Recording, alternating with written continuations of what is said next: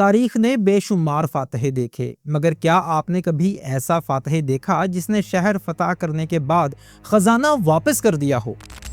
کیا آپ نے کبھی ایسا سپہ سالار دیکھا جو جنگ کے میدان میں اپنے ہی باپ کے سامنے کھڑا ہوا ہو اور ایمان کی خاطر اللہ سبحانہ و تعالیٰ کے حکم کو رشتے پر ترجیح دیتے ہوئے اپنے باپ کو قتل کر دیا ہو؟ اور کیا آپ جانتے ہیں کہ بیت المقدس کے دروازے تلوار سے نہیں امانت سے کھلے تھے، اور جب خلیفہ وقت ان کے خیمے میں داخل ہوئے تو وہاں بس ایک ڈھال، ایک تلوار اور ایک مشکیزہ تھا۔ یہ کہانی ہے اس شخص کی جسے محمد صلی اللہ علیہ وسلم نے امین الامت کہا تھا، حضرت ابو عبیدہ بن جراح رضی اللہ تعالیٰ عنہ۔ یا ایہا المدثر قم فانذر۔ تاریخ عالم نے بڑے بڑے فاتح دیکھے، سکندر سے لے کر نپولین تک، لیکن اسلامی تاریخ اس لحاظ سے منفرد ہے کہ یہاں فتوحات کا مقصد زمین چھیننا نہیں بلکہ انصاف قائم کرنا تھا۔ حضرت عمر فاروق رضی اللہ تعالیٰ عنہ وہ عظیم خلیفہ تھے جن کے دور میں اسلامی سلطنت آدھی دنیا تک پھیل گئی، اور ان کی عظیم مہم کے سب سے معتبر ستون حضرت ابو عبیدہ بن جراح رضی اللہ تعالیٰ عنہ تھے۔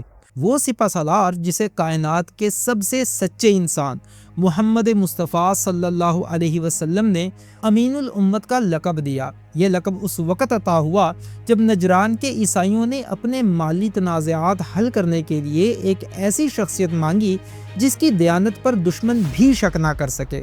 تب آپ صلی اللہ علیہ وآلہ وسلم نے ابو عبیدہ رضی اللہ تعالیٰ عنہ کا ہاتھ تھام کر فرمایا، ہر امت کا ایک امین ہوتا ہے اور میری امت کے امین ابو عبیدہ بن جراح ہیں۔ یہی وہ امانت تھی جس نے بعد ازاں بیت المقدس کے دروازے مسلمانوں کے لیے کھول دیے۔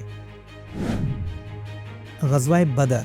غزوہ بدر میں ایمان کا وہ کڑا امتحان تھا جس کی مثال تاریخ انسانی میں نہیں ملتی۔ حضرت ابو عبیدہ رضی اللہ تعالیٰ عنہ کے سامنے ان کا اپنا باپ عبداللہ بن جراح کفر کی تلوار لیے کھڑا تھا۔ یہ محض ایک جنگ نہیں بلکہ خونی رشتوں اور رب کے حکم کے درمیان ایک لکیر تھی۔ جب ان کے باپ نے اللہ کے دین کو مٹانے کے لیے حملہ کیا تو ابو عبیدہ رضی اللہ تعالیٰ عنہ نے اپنی تلوار سے اپنے ہی باپ کا سر قلم کر دیا۔ یہ کسی ذاتی دشمنی میں نہیں بلکہ حق اور باطل کے فیصلے کا لمحہ تھا۔ ان کی اسی بے مثال قربانی پر قرآن کی یہ آیت نازل ہوئی، یعنی آپ ان لوگوں کو جو اللہ اور یوم آخرت پر ایمان رکھتے ہیں کبھی ایسا نہ پائیں گے کہ وہ ان لوگوں سے دوستی کریں جو اللہ اور اس کے رسول صلی اللہ علیہ وآلہ وسلم کی مخالفت کرتے ہیں، خواہ وہ ان کے باپ ہی کیوں نہ ہو۔ سورہ مجادلہ آیت نمبر 22۔ یہ قتل پدر نہیں بلکہ کفر کے اس غرور کا خاتمہ تھا جو اللہ کے راستے میں حائل تھا۔ اسی لیے اللہ سبحانہ و تعالیٰ نے انہیں امین الامت کے مرتبے پر فائز فرمایا۔ شام کی فتوحات اور حمص کا بے مثال عدل۔ حضرت ابو عبیدہ بن جراح رضی اللہ تعالیٰ عنہ کی قیادت میں اسلامی لشکر نے شام کے بڑے شہروں کا رخ کیا۔ جب آپ رضی اللہ تعالیٰ عنہ نے حمص فتح کیا تو وہاں کے عیسائی شہریوں سے ان کی حفاظت کے بدلے جزیہ وصول کیا، لیکن جلد ہی خبر ملی کہ رومی بادشاہ ہرقل ایک عظیم الشان لشکر لے کر مقابلے کے لیے آ رہا ہے۔ حضرت ابو عبیدہ رضی اللہ تعالیٰ عنہ نے محسوس کیا کہ رومیوں کی اس بڑی تعداد کے سامنے وہ حمص کے شہریوں کی حفاظت کی ذمہ داری پوری نہیں کر سکیں گے۔ تب انہوں نے تاریخ عالم کا وہ انوکھا فیصلہ کیا جس کی مثال نہیں ملتی۔ انہوں نے حکم دیا کہ عیسائیوں سے لیا گیا جزیہ انہیں واپس کر دو، کیونکہ ہم نے یہ رقم ان کی حفاظت کے لیے لی تھی اور اب ہم اس قابل نہیں رہے۔ حضرت ابو عبیدہ رضی اللہ تعالیٰ عنہ نے لاکھوں کی رقم یہ کہہ کر واپس کر دی تھی کہ امانت میں خیانت انہیں گوارا نہیں، اگر وہ حفاظت نہیں کر سکتے تو مال بھی نہیں رکھ سکتے۔ جب جزیہ واپس کیا گیا تو حمص کے عیسائی رو پڑے اور کہنے لگے، خدا کی قسم تمہارا عدل و انصاف ہمارے ہم مذہب رومیوں سے 1000 درجہ بہتر ہے، کاش تم جلد واپس آ کر ہم پر حکومت کرو۔ بیت المقدس کا محاصرہ اور حضرت عمر رضی اللہ تعالیٰ عنہ کی آمد۔ حمص اور شام کے دیگر شہروں میں اسلامی عدل کے جھنڈے گاڑنے کے بعد حضرت ابو عبیدہ بن جراح رضی اللہ تعالیٰ عنہ نے اس عظیم منزل کا رخ کیا جو ہر مسلمان کے ایمان اور عقیدت کا مرکز تھی، یعنی قبلہ اول بیت المقدس۔ رومیوں نے اپنی تمام تر طاقت سمیٹ کر بیت المقدس کو اپنی آخری پناہ گاہ بنا لیا تھا۔ حضرت ابو عبیدہ رضی اللہ تعالیٰ عنہ نے شہر کا سخت محاصرہ کیا جو کئی ماہ تک جاری رہا۔ اس دوران شہر کا بڑا پادری سفرونیوس فسیلے شہر سے مسلمانوں کے شب و روز کا گہرا مشاہدہ کر رہا تھا۔ اس نے دیکھا کہ یہ کوئی عام لشکری نہیں بلکہ وہ لوگ ہیں جو راتوں کو اپنے رب کے حضور آنسو بہاتے ہیں اور دن چڑھے ہی نیزہ باز شاہ سوار بن جاتے ہیں۔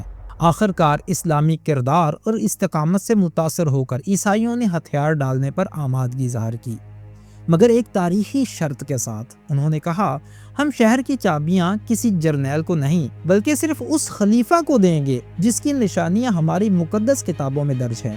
حضرت ابو عبیدہ رضی اللہ تعالیٰ عنہ نے اس پیغام کے ساتھ حضرت عمر فاروق رضی اللہ تعالیٰ عنہ کو خط لکھا، جس پر آپ رضی اللہ تعالیٰ عنہ مدینے سے تشریف لائے۔ جب خلیفہ وقت کا وہ سادہ سا قافلہ پہنچا جہاں وہ پیوند زدہ لباس پہنے اپنے غلام کے ساتھ اونٹ پر باری بدل رہے تھے، تو پادری یہ منزل دیکھ کر بے اختیار پکار اٹھا، خدا کی قسم، یہی وہ فاتح ہے جس کا ذکر ہماری کتابوں میں ہے۔ اب مزید مزاحمت کی گنجائش نہیں، شہر ان کے حوالے کر دو۔ فتح بیت المقدس اور عہد عمری۔ بیت المقدس کی فتح حضرت ابو عبیدہ رضی اللہ تعالیٰ عنہ کی حکمت عملی اور حضرت عمر رضی اللہ تعالیٰ عنہ کے عدل کا وہ شاہکار تھی جو بغیر کسی خون ریزی کے مکمل ہوئی۔ اس موقع پر العہدۃ العمریہ تاریخی امن نامہ لکھا گیا جس نے شہریوں کی جان، مال اور عبادت گاہوں کو وہ تحفظ دیا جس کی مثال نہیں ملتی۔ فتح کے فوراً بعد حضرت ابو عبیدہ رضی اللہ تعالیٰ عنہ اور حضرت عمر رضی اللہ تعالیٰ عنہ نے اپنے ہاتھوں سے صخرہ کے مقام کو صاف کیا جو صدیوں کی بے حرمتی کے بعد مسجد اقصیٰ کی تعمیر نو کا آغاز تھا۔ سپہ سالار اعظم حضرت ابو عبیدہ رضی اللہ تعالیٰ عنہ نے منادی کروا دی کہ کسی شہری کو ذرہ برابر تکلیف نہ دی جائے۔ اس طرز عمل نے ثابت کر دیا کہ مسلمان غاصب نہیں بلکہ مقدسات کے حقیقی پاسبان ہیں۔ فاتح شام کا خیمہ، ایک درویشانہ زندگی۔ بیت المقدس کی چابیاں لینے کے بعد حضرت عمر رضی اللہ تعالیٰ عنہ اپنے بھائی ابو عبیدہ رضی اللہ تعالیٰ عنہ کے خیمے میں داخل ہوئے۔ دنیا سمجھتی تھی کہ شام کا فاتح سونے چاندی کے ڈھیر پر بیٹھا ہوگا، مگر وہاں کی سادگی نے خلیفہ وقت کو رلا دیا۔ خیمے میں صرف ایک ڈھال، ایک تلوار اور مشکیزہ دیکھ کر حضرت عمر رضی اللہ تعالیٰ عنہ نے پوچھا، ابو عبیدہ، فتوحات نے سب کے گھر بھر دیے مگر تمہارے پاس کچھ نہیں، تم نے اپنے لیے کیا رکھا؟ ابو عبیدہ رضی اللہ تعالیٰ عنہ نے عاجزی سے مسکراتے ہوئے جواب دیا، امیر المومنین، مسافر کے لیے اتنا ہی سامان کافی ہے جو اسے منزل تک پہنچا دے۔ میں بس اسی حال میں اللہ سے ملنا چاہتا ہوں جس حال میں اللہ کے رسول صلی اللہ علیہ وآلہ وسلم ہمیں چھوڑ کر گئے تھے۔ حضرت عمر رضی اللہ تعالیٰ عنہ نے روتے ہوئے انہیں گلے لگایا اور فرمایا، سچ فرمایا تھا اللہ کے رسول صلی اللہ علیہ وآلہ وسلم نے کہ ہر امت کا ایک امین ہوتا ہے اور میری امت کے امین تم ہو۔ دنیا نے ہم سب کو بدل دیا مگر تم ویسے ہی رہے جیسے تم پہلے تھے۔ بے گانوں کی گواہی، تاریخ کی عدالت میں حضرت ابو عبیدہ رضی اللہ تعالیٰ عنہ کی امانت داری کا اعتراف غیر مسلم مورخین نے بھی کیا ہے۔ ایڈورڈ گبن کے مطابق ان کی عاجزی ان کی بہادری سے بڑھ کر تھی اور اسی دیانت نے رومیوں پر مسلمانوں کا رعب بٹھا دیا تھا۔ واشنگٹن ایرونگ لکھتا ہے کہ ان کا عدل اتنا بلند تھا کہ عیسائی انہیں اپنے ہم مذہب حکمرانوں پر ترجیح دینے لگے، جبکہ تھامس آرنلڈ کا کہنا ہے کہ شام و فلسطین میں اسلام کی اشاعت تلوار سے زیادہ ابو عبیدہ رضی اللہ تعالیٰ عنہ کے حسن سلوک کا نتیجہ تھی۔ یہ گواہیاں ثابت کرتی ہیں کہ انہوں نے زمین سے پہلے دل فتح کیے تھے۔ ناظرین، امین الامت کی زندگی محض تاریخ نہیں، ہم سب کے لیے ایک آئینہ ہے۔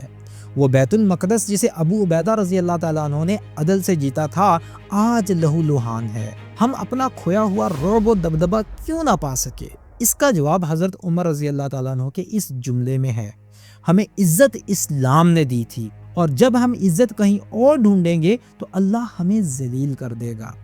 آج ہماری بے بسی وسائل کی کمی نہیں بلکہ کردار کا قحط ہے۔ ٹیکنالوجی اور دولت کے باوجود ہمارے پاس وہ امانت نہیں جو ابو عبیدہ رضی اللہ تعالیٰ عنہ کی پہچان تھی۔ ہم فرقوں میں بٹ گئے اور دنیا کی محبت نے ہمیں بے بس کر دیا۔ بیت المقدس کو کسی نئے ہتھیار کی نہیں بلکہ کسی نئے ابو عبیدہ کی ضرورت ہے۔ ایسا لیڈر جس کا امن مادی لالچ سے پاک ہو اور جس کا جینا مرنا امت کے لیے ہو۔ اگر یہ پیغام آپ کے دل کو چھوا ہو تو اسے لائک کریں اور شیئر ضرور کریں۔ آپ کے خیال میں آج کے دور میں امین الامت جیسا کردار کیسے پیدا کیا جا سکتا ہے؟ اپنی رائے کمنٹ میں بتائیں، اور ایسی مزید ویڈیوز کے لیے چینل کو سبسکرائب کرنا مت بھولیں۔ اگلی قسط میں دیکھیے سیف اللہ حضرت خالد بن ولید رضی اللہ تعالیٰ عنہ، وہ ناقابل شکست جرنیل جس نے میدان یرموک میں رومیوں کا غرور خاک میں ملا کر قبلہ اول کا راستہ صاف کیا۔ دیکھیے کیسے ایک سپہ سالار نے عین فتوحات کے عروج پر اطاعت کی وہ مثال قائم کی جس نے تاریخ بدل دی۔ دیکھنے کا بہت شکریہ۔ السلام علیکم ورحمۃ اللہ۔